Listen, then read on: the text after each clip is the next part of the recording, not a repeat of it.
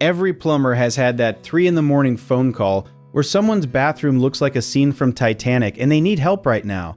That moment of panic is actually one of the most powerful opportunities in your entire business, and most plumbers completely waste it.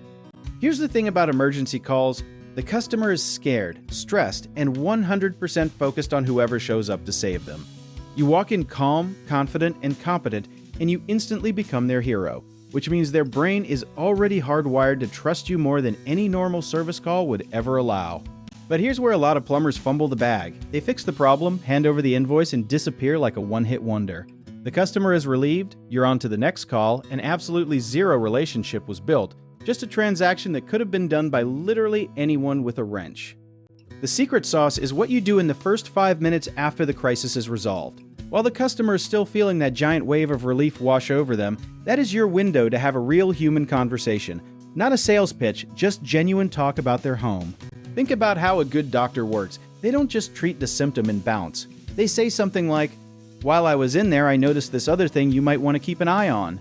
And suddenly you trust them completely because they actually looked out for you. A plumber who does a quick informal walkthrough after fixing the emergency, pointing out things like an aging water heater or a slow drain that could turn into the next midnight disaster, is doing the exact same thing. You're not upselling, you're being the knowledgeable friend everyone wishes they had in their corner. Now here's a wild stat for you. Studies show that acquiring a new customer can cost 5 times more than keeping an existing one, yet most service businesses spend almost zero energy on retention. You just did the hard work of earning someone's trust at 2 in the morning, and throwing that away is basically setting money on fire for fun. One of the simplest moves you can make is leaving behind something physical. A branded magnet, a card, even a little sticker for the water shutoff valve labeled with your number. When the next weird gurgling sound happens at 11 at night, they're not Googling "plumber near me." They're calling you, the one whose name is literally on the wall. Following up a few days later with a quick check-in call or text is also massively underused in this industry. Something as simple as, "Hey, just wanted to make sure everything is still working great after Tuesday's repair," takes 30 seconds and makes customers feel like they matter, which, spoiler alert, they do. You can also offer a seasonal maintenance check or a simple home plumbing audit at a flat rate for customers you've already served. It's low pressure, it's genuinely useful, and it creates a reason to come back without waiting for the next catastrophe to strike like a plot twist in a disaster movie. Word of mouth is basically the plumbing industry's version of going viral, and a customer who had a great emergency experience will tell everyone they know. People love sharing, "My plumber showed up at midnight and was amazing." Stories way more than they share, "My plumber did a fine job replacing a faucet." Stories. Emergencies make better tales. Some plumbers even build a simple loyalty structure.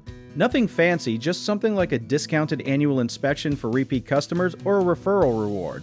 You don't need a whole app or a point system like some kind of plumbing loyalty airline, just a small gesture that signals you value the ongoing relationship. The real mindset shift is stopping yourself from seeing emergency calls as one-and-done chaos and starting to see them as the beginning of a long conversation. Every flooded bathroom is essentially a warm introduction that no amount of advertising budget could ever buy you. So the next time your phone rings at an ungodly hour and someone is panicking about water going places, water should definitely not go, remember that you're not just solving a plumbing problem, you're starting a relationship. Handle the emergency well, stay human, follow up with care, and that desperate 3 a.m. caller becomes the customer who refers you to their entire neighborhood for the next 10 years. If you want to learn more about how our company can help you grow a plumbing business built on loyal, repeat customers, go check out the links in the description.